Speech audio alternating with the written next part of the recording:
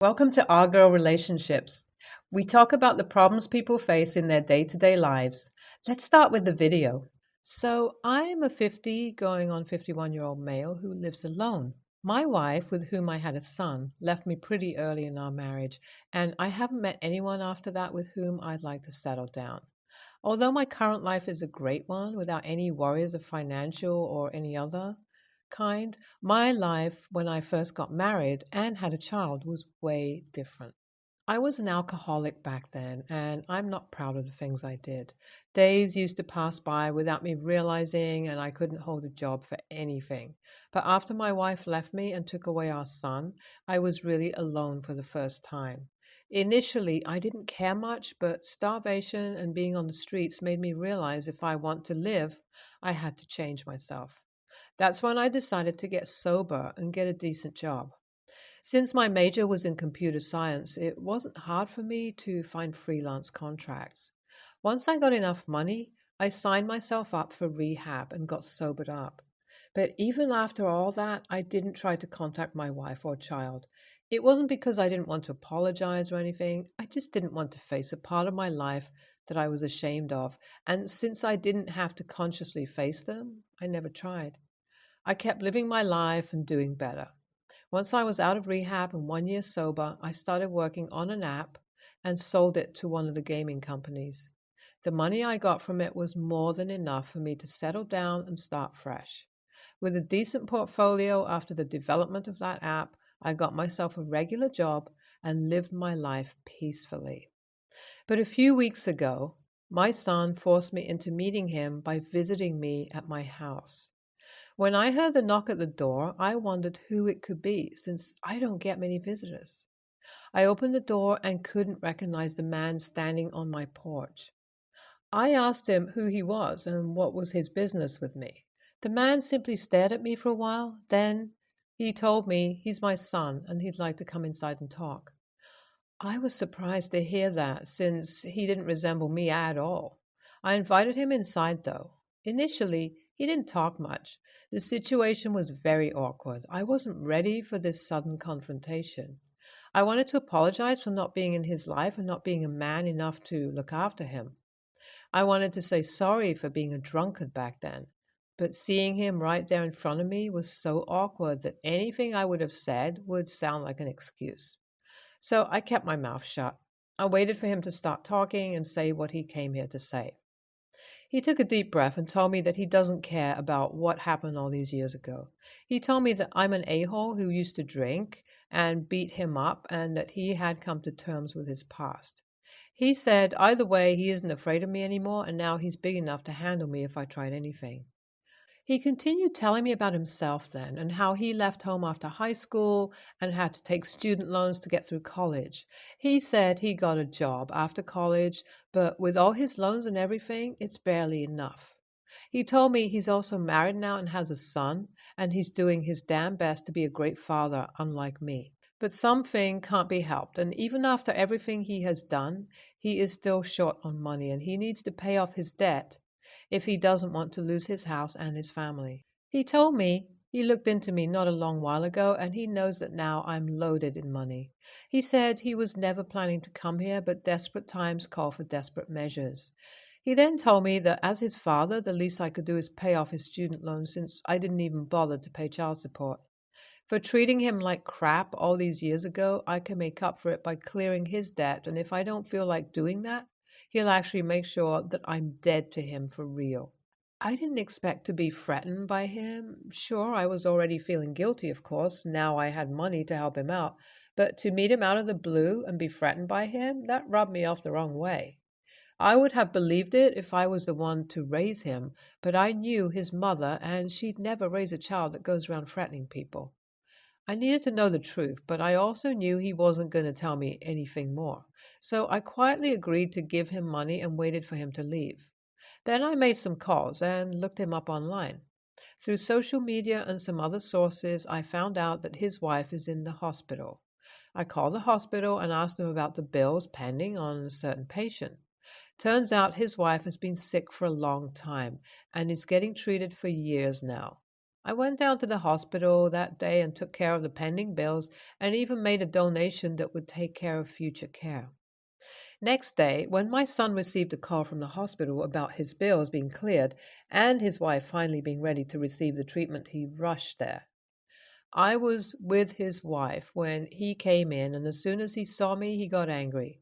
He couldn't bear to see his bastard father mix up with his family. He pulled me aside and told me to leave the place at once. He told me that I'm not welcome to be a part of his present, and he'd like me to just be his horrible past that he doesn't have to think about. Then he told the nurse that I'm not allowed to visit his family. I left the hospital after that and hadn't contacted him again. I know what I've done is awful, but it is too much to ask for forgiveness and move on. Is my son's behavior still justified after I helped him out? Am I not entitled to some time where I can explain to him my side of the story? I tried contacting my son again and again after he kicked me out of the hospital. Now that this chapter of my past life was opened, I couldn't just leave it at that. At first, it was really hard to talk to him because he kept ignoring my calls and texts. He wouldn't let me go anywhere near his family and even threatened to get a restraining order if I didn't quit harassing him. But I couldn't give up, and finally he agreed to listen to me. I told him that we could meet at my place, but he refused, saying that he doesn't want to set foot in my house ever again. He told me he would much rather meet at a public place where having people around would give him some sanity and control to hear me out. Whatever his reason was, I was just glad to be able to talk to him, and so we agreed to meet at a cafe. I'll go meet him tomorrow and then update what happened. I finally met my son, was able to talk to him. I wrote in my original post about my past and how my relationship with my son wasn't exactly something I was proud of. So when I met him yesterday, the first thing I did was apologize to him. I told him how sorry I was for how I behaved in the past. I didn't want to make any excuses nor blame the school for my behavior, but I did want him to know that once his mother left me and took him with her, I felt the worst I had ever felt in my life. The hurt was the motivation for me to quit alcohol, and once I did manage to get sober, all I thought about was him and his mother. But I still didn't have anything to give to them, and it took me a while to become the man that he could call his father without being embarrassed. I told him about how once I did manage to be a responsible adult, I was too guilt-ridden and was too cowardly to face him since a lot of time had passed. I kept tabs on him through social media and watched him grow up into a fine young man in all those pictures. But every time I would see his face, I would convince myself that he's better off without me and there's no place for me in his life. I told him that I justified my own cowardly behavior and never tried to reach out to him, but I really mean it when I say I felt pathetic and sorry every single day for leaving a child behind. I realize that I have no right to ask for his forgiveness, but I still want to apologize if it's possible at all. I would like to help him out now as much as possible. There's no way for me to fix my past mistakes or change the father he didn't have, but I am a responsible man now, and I would really like to be a part of his family and, if possible, a part of his kid's life. He listened to me for a long while and told me that he would think about what I've said. He then told me thanks for taking care of the hospital payments and taking a load off his back. He said there's no way that he can just forgive me in a second for everything, but that he is willing to give it a thought. And he also promised that if his wife is okay with it, he'd let me meet his kids. But he warned me not to get my hopes up because there is still a lot of bad blood between us, and he's not sure that even time could fix all of that. I was just glad that he was at least talking to me without screaming. Soon after that, we both left the restaurant, and I gave him my number and asked him to contact me for anything he needs. I'll be happy to help him out. I know what I did was really unforgivable, and my relationship with my son is not something that can be fixed that easily, but you can't blame a man for hoping.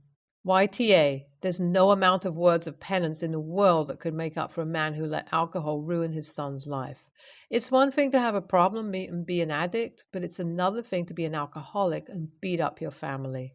YTA, you brought that son of yours into this world and you should have been responsible for his growth and well-being. You failed to do the bare minimum, and yet now you're complaining about him being mad at you? I think there's no bigger a-hole than you. I'm currently on holiday with my father, stepmom, three brothers, and my 6-year-old daughter. My youngest brother is 8, the others are adults. I'm a single mom and we live quite far away from them, so we don't see them that often. I wouldn't say I have a particular parent style, as it's just me and her. I'd say it's possibly a mix between gentle and child led.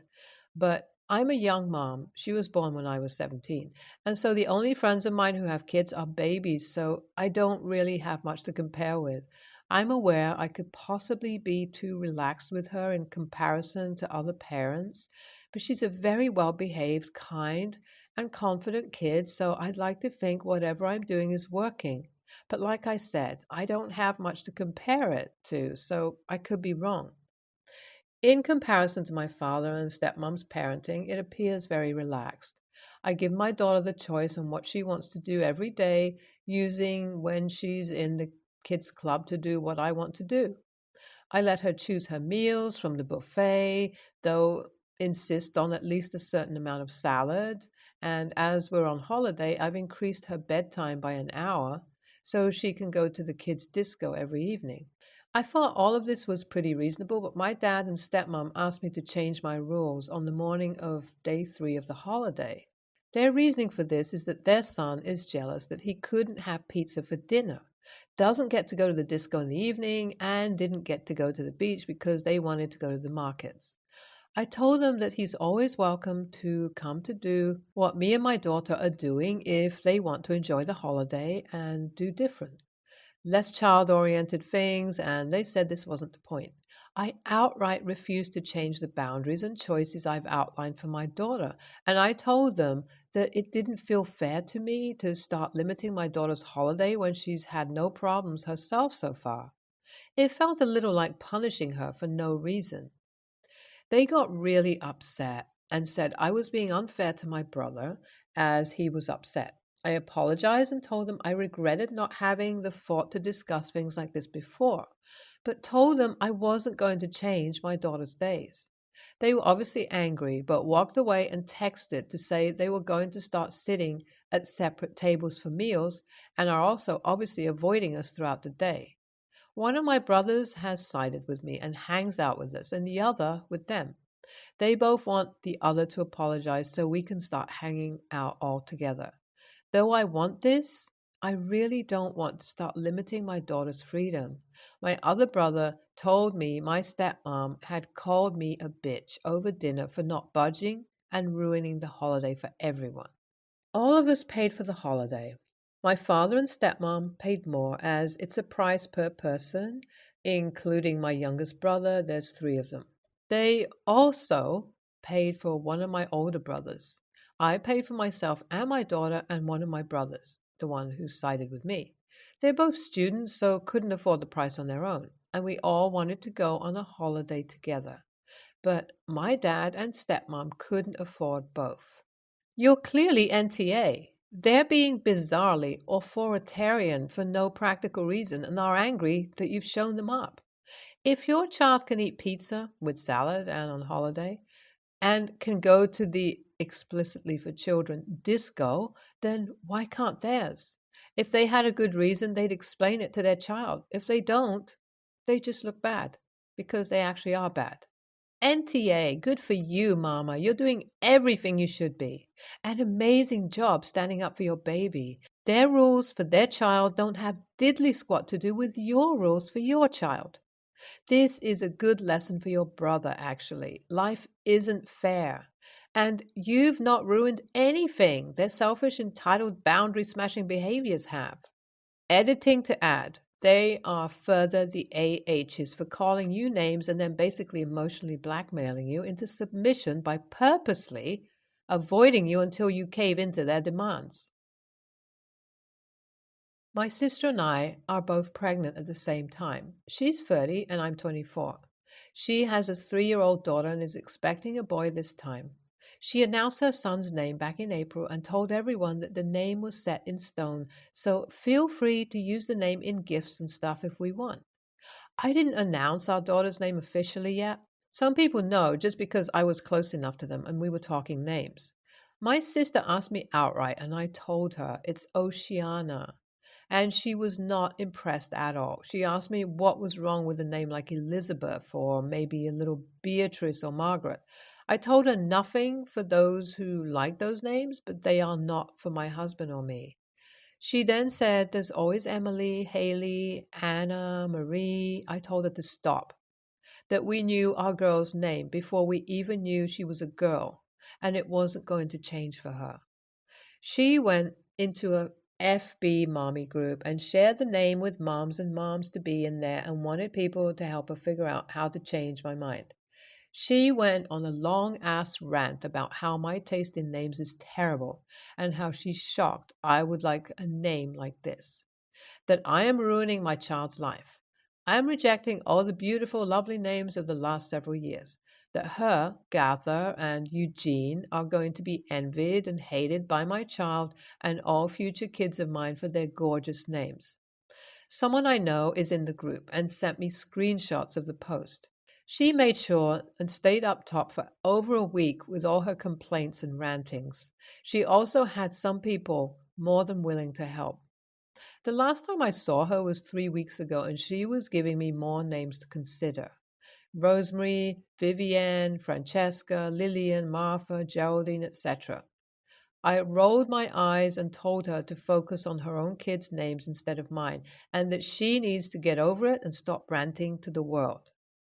She told me not to be so dismissive of her and that I insulted her kids' names, which I did not.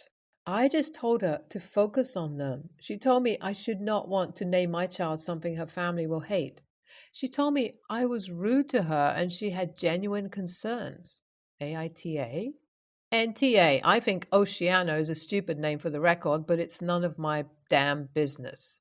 People need to chill. If the kid doesn't like it, she can go by Anna, Shayna, Shay, or a half dozen other nicknames. Or she might grow to dig it. I have a nice, plain, boring name that I share with not one, not two, but three uncles. One by birth, two by marriage. I would have loved to have something more unique. And when it came time to name our son, we did. Nothing fancy, but he's the only one in his class. All this is to say there is more in heaven and earth than is dreamt of in your sister's philosophy. There are countless names, and the only way to normalize names is to meet people who have them.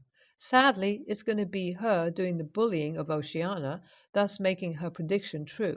You should keep your kid away from her. NTA. NTA, it's not like you're calling your daughter Caligula or MILF, two kids I actually know. Oceana is unusual but not awful or offensive. If she doesn't like it, then your daughter could choose to go by Anna, which isn't short for anything, so no one will think to ask. Your sister needs to butt out.